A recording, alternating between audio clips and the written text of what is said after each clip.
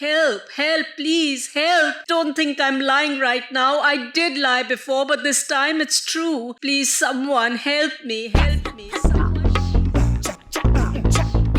If you've just stopped by, I'm Madhu Sagar, producer, director, actor with an experience of 40 years in theatre and films. And I love narrating stories and reciting poems. And of course, I love to maru gupshup.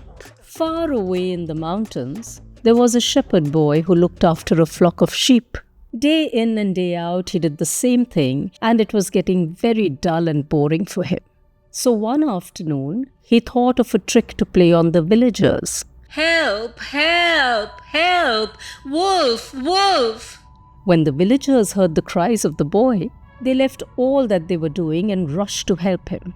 When they saw him and no wolf, they asked, what was that all about? Where is the wolf?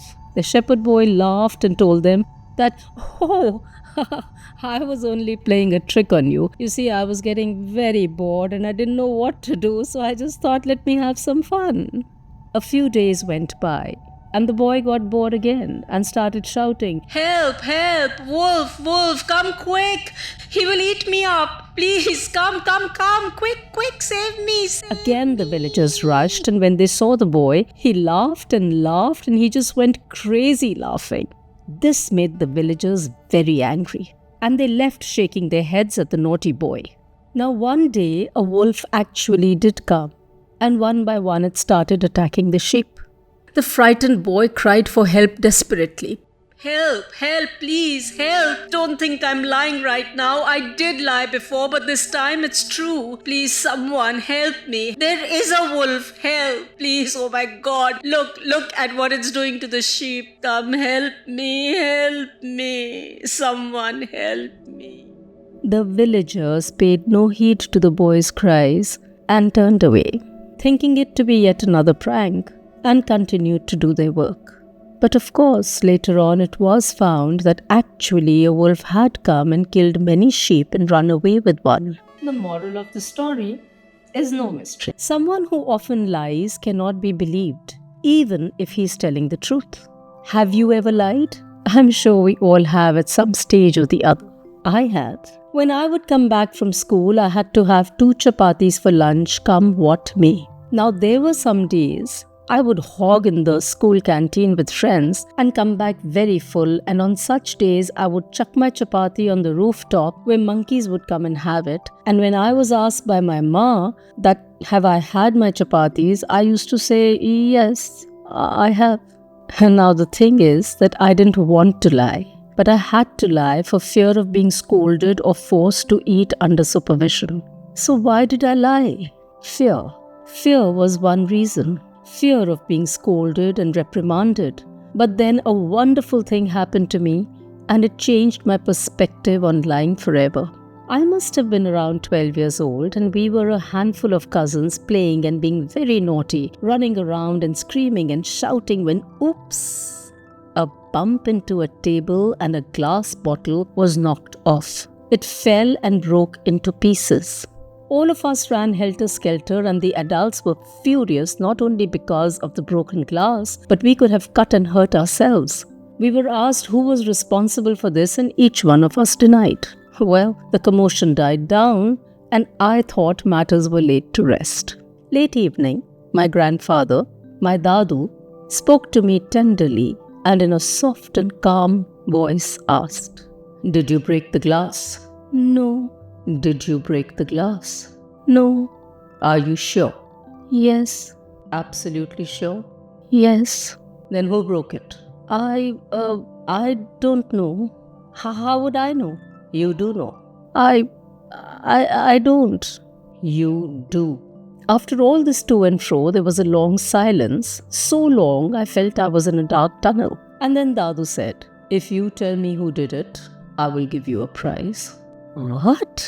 My mind raced. Here was a chance to come out of this dark tunnel.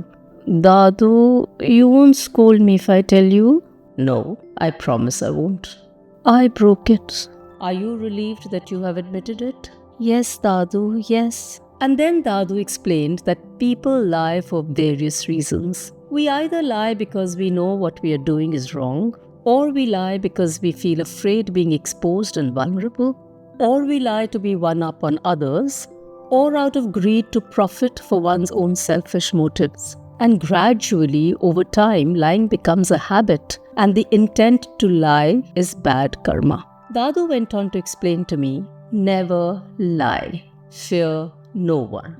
We all make mistakes. Acknowledge them and accept them and emerge victorious. A truthful man fears nothing and no one. He is under no one and lives free of spirit and soul. This soul is immortal. It cannot be destroyed, cut or burnt. And the Bhagavad Gita emphasizes on this beautifully. So if the soul is immortal, then we have to be careful that we do not lie, because lying is a sin. I learnt my lesson that day. Now if that wasn't enough, my ma, God bless her soul, would always tell me, no one will believe you and trust you once they discover that you tell lies. To cover one lie, you will have to tell many lies. You're always afraid that you will get caught one day. She would say, you can't hide skeletons in a cupboard. You will be punished in a future birth, bad karma catching up with you. Now, how do we resolve this? Honesty is the best policy. Each and every one of us on this planet has heard this proverb. But how to get there? What to do? Well, to start with, I suppose every time that you are dishonest, accept and acknowledge and repent, and without a doubt, if we repent over our mistakes, we are an honest person. Honesty is the highest religion of all. It is very interesting to know what lying can do to the brain. Research shows that lying does affect the brain and how dangerous it can be for it. Is it possible that the brain gets used to telling lies over a time? Could telling lies increase over time and become a habit? Yes, this can happen as there is research-backed evidence. When one begins to tell lies, the brain activates the feeling of sad or sorry emotion. But as we continue to lie, the brain gets less and less involved. When lying no longer triggers negative feelings, we make lying a habit and think nothing of it. From here, we continue to go downhill. So next time you want to lie, stop right there and think that it will not only affect the person or the situation, but first it will affect your own mental well-being. And whether you lie sometime or all the time, a lie is a lie. So to help ourselves get out of this, the moment we feel guilty over lying, we should act fast and apologize and amend that lie immediately. We should not underestimate the power of telling the truth, leading us to make the right choice whenever we are under pressure. Now, we are social animals and we always guard our reputation and try to create an image of integrity. So lying becomes very stressful and deteriorates mental health, not to mention that it damages relationships as well as memory and integrity. Lord Krishna says in the Bhagawad Gita that lies harm both the liar and the person lied to. This has consequences not only there and then, but far into the future, into many lifetimes, affecting karma. So many times we've heard the phrase, don't be a Raja Harish Chandra. So, who was Raja Harish Chandra? And why is his name always synonymous with truth? Let's maro gupshup in the next episode over this. And please subscribe and join our beautiful tribe where we maro gupshup. कुछ आप कहें, कुछ हम कहेंगे, समय बहुत बढ़िया बीतेगा.